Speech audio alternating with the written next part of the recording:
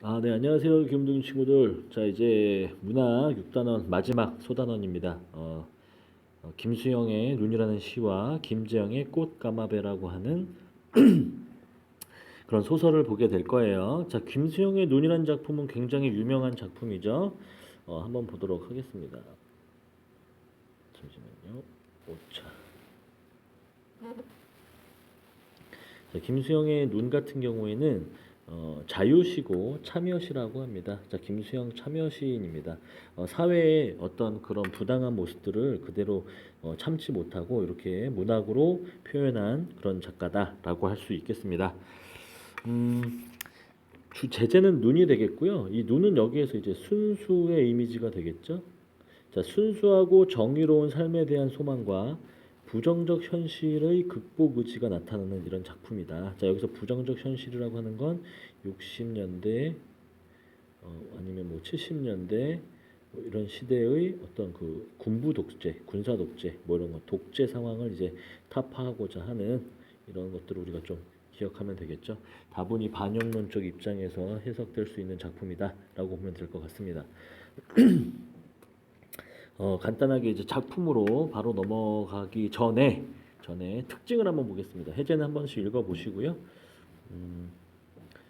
자, 대조적 의미의 시어를 사용하여 대립 구도를 이룬다. 이제 눈하고 가래 뭐 이런 것들이 있습니다. 그다음에 단정적 어조와 청유형어미 뭐뭐 하자라는 청유형어미를 사용해서 화제의 의지를 드러내고 있고요. 동일한 식구를 반복하고 있죠.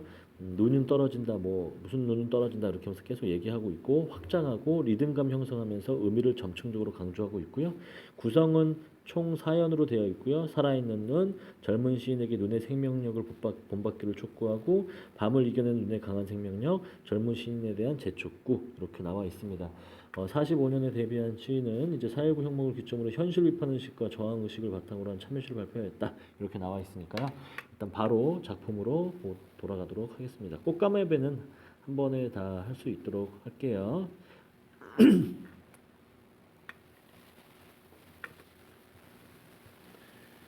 눈의 본문 내용을 한번 살펴보도록 하겠습니다. 음, 눈은 되게 유명한 시고요. 그 김수영이라는 시인 자체도 굉장히 유명하기 때문에 여러분들이 좀 잘 기억해 볼 필요가 있습니다. 보시면 눈 해가지고 나와 있죠. 자, 이 눈이 어떤 의미일지는 한번 작품 속의 내용을 한번 살펴봅시다. 자, 눈은 살아 있다. 자, 여기서 눈은 진짜 중요한 거죠. 화자가 지향하는 지향입니다. 화자가 담고자 하는 순수한 설명력이다. 자, 떨어진 눈은 살아 있다. 자, 변주되고 있죠. 눈은 살아 있다. 떨어진 눈은 살아 있다. 확장되고 있는 거예요.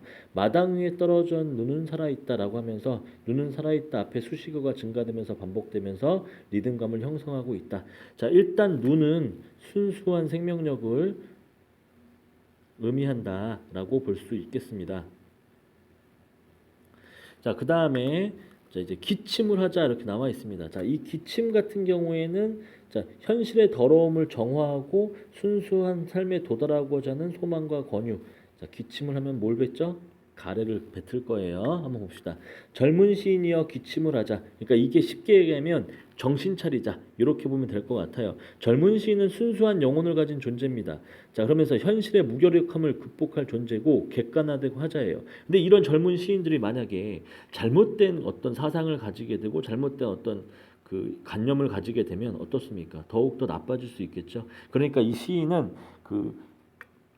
화자는 이 젊은 시인들이 어떻게 이 현실의 어떤 무기력함과 잘못된 것들을 극복할 수 있는 그 힘을 가질 수 있도록 기침을 하자라고 이렇게 권유를 하는 겁니다. 청유형 문장 나와 있고요. 자, 눈 위에 대고 기침을 하자 눈더러 보라고 마음 놓고 마음 놓고. 자, 이 마음 놓고 기침을 한다는 건뭐 똑바로 하라는 얘기가 될 수도 있고요. 정말 콜록콜록 그런 기침은 아니고 여기서 자기 할 말은 하고 살자 이렇게 되겠죠. 그러니까 마음 놓고 기침을 해야 되는데 지금 이 시대상 마음 놓고 할 수 없는 현실이에요. 어쨌든 그렇게 기침을 하자라고 해서 반복을 하고 있고요. 이건 이제 자기 정화의 어떤 그 행동들이 되겠죠. 이제 3년 보면 눈은 살아있다. 죽음을 잊어버린 영혼과 육체를 위하여 좀 어려운 부분이기도 한데 자, 이 죽음을 잊어버린 영혼과 육체를 위하여 눈은 살아있다. 자, 무기력하고 안일하게 살아가는 상태를 부정하고 초월한 존재, 즉, 자, 죽음을 잊어버렸다. 그러니까 죽음 따윈 두렵지 않은 이런 사람들이 되겠죠. 자, 눈은 새벽이 지나도록 살아있다. 자, 눈의 속성은 지속, 끈기, 강함 이런 것들이 되겠죠. 눈의 강인한 생명력은 뭐 김수영의 풀에도 나오겠지만 어떤 뭐 저항 의식 이런 것들이 끝까지 살아있다. 이렇게 보면 될 것 같습니다. 자, 마지막 년을 한번 볼게요. 자, 기침을 하자 젊은 시인이여 기침을 하자. 자, 눈을 바라보면서 밤새도록, 밤은 부정적이고 암울한 상황이죠. 이 밤새도록 고인 가슴에 가래, 가래는 불순한 것이니까 부정적인 거 세모로 칠게요. 가래라도 옳지 않은 것도 마음껏 뱉자, 저항의 의지를 나타내고 있죠. 그러니까 젊은 시인은 기침을 함으로써 어때요? 부정적 시기에 있는 이 불순한 것들, 군사 독재를 옹호하는 것들, 군사 독재 이런 것들을 다 없애버리자라는 거, 그러면서 눈과 같은 순수한 삶을 살자 이런 얘기를 하고 있습니다. 자, 학습 활동까지만 보고 종료하겠습니다. 자, 각 연의 중심 내용 봤을 때 1년은 순수한 생명력 지닌 눈, 그다음에 눈 위에 대고 기침을 하는 젊은 시인, 죽음을 초월한 생명력을 지닌 눈, 밤새도록 가래를 뱉는 젊은 시인. 이 가래를 뱉는 행위는 뭐죠? 옳지 않은 것을 몸에서 뽑아내는 그런 행위가 되겠다라는 걸 보면 되겠습니다. 그러면 눈은 굉장히 긍정적이고 가래는 부정적이다라고 볼 수가 있겠고요. 이 표현법에서는 의인법, 눈을 사람처럼 표현하고 있죠. 반복, 눈은 살아있다, 마당에 떨어진 눈은 살아있다 이런 것들. 대조법, 눈과 가래가 대조를 이루고 있다는 거 잘 기억하시고요. 점층법, 점점 커지고 있죠. 이런 부분들이 점층법이죠.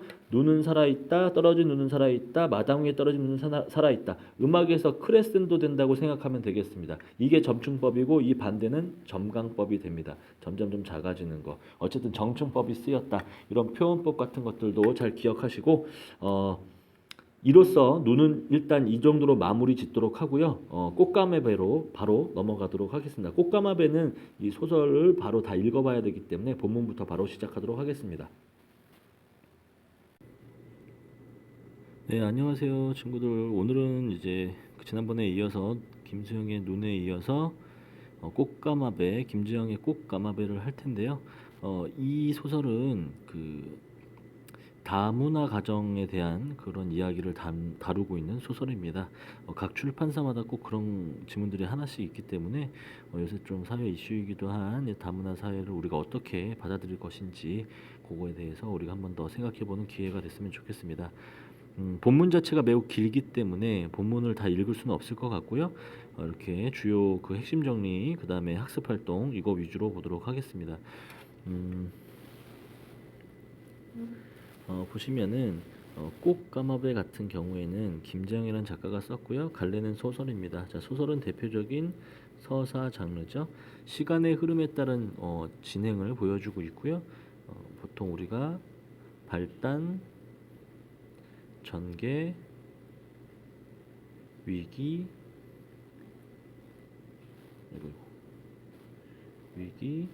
절정, 결말 이런 식으로 우리가 이야기를 하고 있어요. 이렇게 5단 구성이 되어 있고요.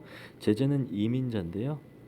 주인공인 나하고 나와 이제 그 나에게 새어머니로 오는 그 태국 이민자의 어떤 그 엄마의 얘기를 한번 우리가 기억하면 되겠습니다. 자, 주제는 이민자의 부정적인 사회 현실. 자, 이민자에 대한이라고 바꿔줘야 되겠죠. 이민자에 대한 부정적인 사회 현실이 주제가 되고요. 나중에 어떻게 갈등이 해소되는지 한번 보면 좋겠습니다. 자, 등장인물은 나가 있습니다. 자, 나가 등장하기 때문에 1인칭 소설이 될 것 같고요. 자, 중학생 때의 나는 자신의 계모가 된 여자에게 강한 불만을 가진다. 자, 계모가 된 어머니가 돌아가셨어요. 그래서 아버지가 새 어머니를 들여오는데 이 여자에게 강한 불만을 가지게 되겠죠. 그럴 수 있어요. 예민한 시기니까요. 자, 아직 중꾼 어머니를 그리워하는 나는 자, 아버지가 여자를 신경 써주고 친절히 대해주는 모습을 보고 배신감과 분노를 느낀다. 자, 그리고 당시 마을에서 외국인 신부는 가난하거나 비정상적인 집안의 상징이었기 때문에 여자가 자신의 계모임을 숨기게 됩니다. 하지만 시간이 지나고 여자가 죽은 후에 여자를 이해하고 진심으로 안타까워하며 여자의 친정을 찾아간다라고 하면서 처음에는 갈등이 심했지만 나중에는 갈등이 해소되는 이런 내용들을 담고 있다라고 보면 될 것 같아요. 자, 고모가 있죠. 고모는 아버지의 여동생이죠. 자, 임신을 해서 아버지를 돌보기가 힘들어지자 나서서 재혼을 추진했지만, 자, 나의 친엄마가 죽고 나서 이제 고모가 아버지를 돌볼 수가 없기 때문에 재혼을 추진했지만, 그 여자가 집에 온 뒤에는 여자가 돈을 들고 도망칠까 봐 의심을 하고요. 여자가 죽은 후 여자의 시신을 찍는 카메라를 막는 부분에서 고모 역시 여자를 이해하고 안타까워한다는 것을 알 수 있다. 역시나 갈등이 해소가 된 사람이 되겠습니다. 자, 아버지는 되게 따뜻한 사람이죠. 생선 요리와 김치와 된장을 다 먹는다는 표현. 자, 아버지식으로 보면, 잠시만요. 아버지에 대해서 다시 또 들어가겠습니다. 자, 아버지는 여기서 좀 핵심적인 인물인데요. 뭐 주인공은 아니지만요. 자, 아버지만이 두 가지를 다 먹었다 해서 알 수 있듯이, 자, 두 가지를 다 먹었다. 그러니까 아버지는 딱 가운데 있는 거예요. 그러니까 새로운 여자 능르타이라고 하는 새어머니 여자와 나와 고모 사이에서 딱 중재자의 입장에 이제 아버지가 있는 거죠. 이렇게 생각하면 될 것 같아요. 자, 나 고모와 여자 사이의 입장이다. 자, 인터넷으로 여자의 고향인 아유타야에 대해 알아보고 한글을 가르쳐주고 함께 드라마를 보며 웃는 아버지의 모습을 통해 아버지는 여자를 이해하고 여자에게 친절히 대한다는 것을 알 수 있었다. 자, 능르타이 나와 있죠. 자, 태국에서 시집온 이민자로서 아버지와 결혼한 후 아버지를 많이 사랑한다. 여기서 앞에 있었던 그 여자가 되겠죠. 고모의 핍박에도 좌절하지 않고 열심히 생활을 하다가 고모와 싸움을 하며 자신도 가족이라고 외친다. 자, 아버지의 아이를 가지고 아버지가 돌아가신 후에는 생활비를 벌기 위해 공장에 들어가 일을 하게 된다. 그러나 화재 사건이 나고 능르타이는 불에 타서 죽게 됩니다. 좀 비극적인, 개인적으로는 비극적인 일이네요. 그 다음에 이제 수동이가 있습니다. 이 수동이는 능르타이와 아버지의 아들이에요. 그래서 그 능르타이가 생활비를 벌기 위해 공장에 들어갈 때 태국으로 보내줬고 후에 나가 찾아가 만나게 된다는 거죠. 그러니까 배다른 동생이 될 텐데 어쨌든 이렇게 우리가 조금 보면 되게 안타까운 이야기들이 많고 쓸데없는 오해들이 조금씩 쌓여 있는데 그런 부분들을 우리가 소설 내용을 통해서 한번 확인해 보시고요. 학습 활동으로 바로 넘어가도록 하겠습니다.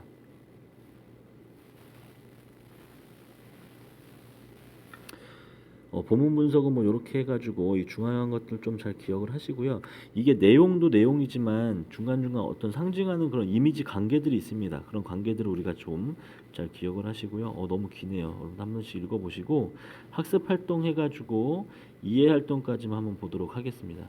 자, 학습 활동을 보시면 이렇게 볼까요? 이렇게 보죠. 자, 학습 활동을 한번 보시면. 자, 학습 활동을 보면 자, 보세요. 자, 제시된 장면에 따라 사건의 중심 내용을 정리해 보자. 책에 보면 아버지가 재혼을 하게 되죠. 능르타이와 재혼을 하게 되고 고모와 능르타이가 싸움을 합니다. 고모는 어떤 생각을 하고 있었죠? 아버지의 그 재산을 가지고 그 능르타이가 자기 고향인 태국으로 도망갈까봐 엄청나게 많은 의심을 하게 되고 나 또한 죽은 어머니를 그리워하면서 능르타이를 인정하지 못하게 되죠. 이런 갈등에서 싸우면서 능르타이는 자신도 가족이라고 외치게 되고요. 이 와중에 능르타이는 임신을 하게 되고 자, 아버지의 죽음과 능르타이의 출가가 나와 있는데 아버지가 죽음으로써 어떻게 됐죠? 능르타이는 공장에서 일을 하게 되는데 이 공장에서 일할 동안 아이를 봐줄 수 없으니까 이 수동이라는 아이입니다. 이 아이가 이제 수동이가 되겠죠. 수동이라는 아이는 태국에 지금 보내지게 되고요. 능르타이는 이제 여기 공장에서 일을 하다가 공장에서 화재가 나는 바람에 능르타이가 죽게 되고요. 이러면서 이제 그 고모나 나가 이제 그 여자인 능르타이의 그 새어머니인 능르타이의 삶을 이해하게 되고 나와 수동이가 만나게 됩니다. 이건 이제 화자라고 하면 좋은가요? 나가 능르타이가 아니고 그 수동이를 찾아 나섭니다. 그래서 태국으로 가게 되는데 그 나라로 가게 돼요. 자, 그러면 이 작품에서 나타난 소재의 상징적 의미. 자, 이거 되게 중요한 포인트예요. 서술형 꼭 나올 수 있으니까 꼭 기억하세요. 자, 물고기는 능르타이와 나와 연결성을 가지게 되고요. 꽃가마배는 능르타이와 아유타국 공주의 차이점을 부각시킨다고 했어요. 그럼 이 부분이 어떤 점이냐? 자, 뒤에 한번 봅시다.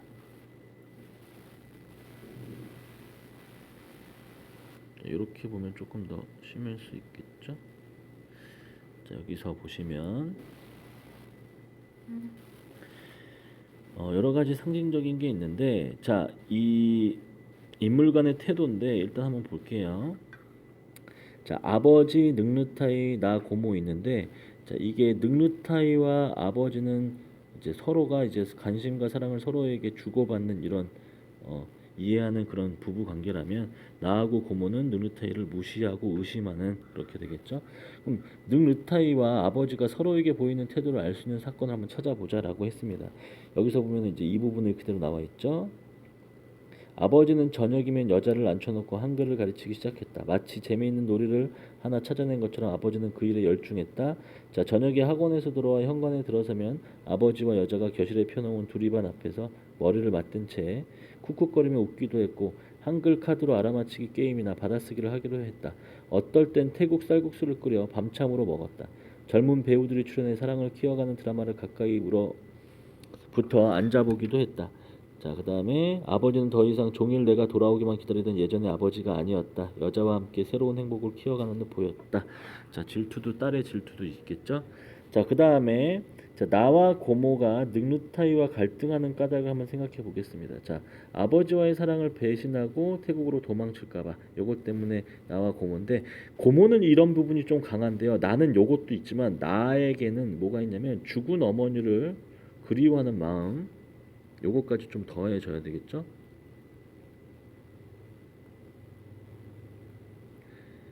자, 그렇게 해서 이렇게 갈등이, 여기까지는 갈등이 굉장히 심한 상태고, 여기 이후에 늑르타이의 죽음 이후, 이 죽음이 어떻게 보면 갈등을 해소해 줍니다. 해소해주는 계기가 되죠. 늑르타이에 대한 나의 태도는 어떻게 변했고 그 이유는 무엇인지 말해보자. 나의 태도가 변화하죠. 여자가 죽은 후에 여자를 이해하고 진심으로 안타까워하며 여자의 친정을 찾아가고, 태도 변화의 이유는 가정을 위해 자신을 희생하며 일하고 결국 죽게 된 늑르타이에게 나는 가족으로서의 정을 느끼며 안쓰러운 마음이 들었기 때문입니다. 그러면 일단은 어린 마음에 잘 이해를 못하다가 이제는 드디어 이해를 하게 된 거죠. 그러면 일단은 다시 한번 학습 활동, 이해 활동이 아니고 이제 목표 활동까지 보도록 할게요. 자, 여기서 이제 인물의 이제 그 대입 구조가 있는데요. 대응하는 인물들이 있습니다. 왜 삽입됐을까? 왜 김수로 왕과 허왕옥의 이야기가 삽입됐을까? 자, 김수로 왕은 우리나라고 허왕옥은 아유타국 공주죠. 자, 아버지는 우리나라고 늑르타이는 태국이고 아유타국 공주고 마이클은 미국이고 뭐 나는 우리나라고, 뭐 이런 식으로 해가지고 나와 있는데, 자, 늑르타이와 비슷한 상황이지만 다르게 진행되는 것을 보여주며 늑르타이의 안타까운 상황을 강조한다. 여기서 허왕옥 아유타국 공주였지만, 공주이기 때문에 김수로 왕에게 어떻게 보면은 되게 후한 대접을 받고, 그리고 이제 왕비로서 인정을 받았지만, 이 늑르타이는 어떻습니까? 나나 고모에게 인정을 받지 못했죠. 이런 부분들이 이제 소재는 비슷하되 대비되는 모습이다라고 보면 좋을 것 같습니다. 이 소설은 여러 가지 좀 이유들이, 여러 가지 좀 상징적인 그 내용들이 있는데, 그런 내용들은 본문을 통해서 조금 더 확인을 하시고 각각 담당하신 선생님께 여쭤보는 게 좀 좋을 것 같습니다. 뭐 여러 가지가 있지만 특히나 이 물고기와 꽃가마배가 상징하는 연결과 차이점, 뭐 이런 것들을 봤을 때, 자 보세요. 물고기를 통해 가지고 연결되죠. 늑르타이와 나는 이제 뭔가 이 공통 고리를 찾게 되고요. 꽃가마배는 늑르타이와 아유타국 공주의 차이점, 그렇죠?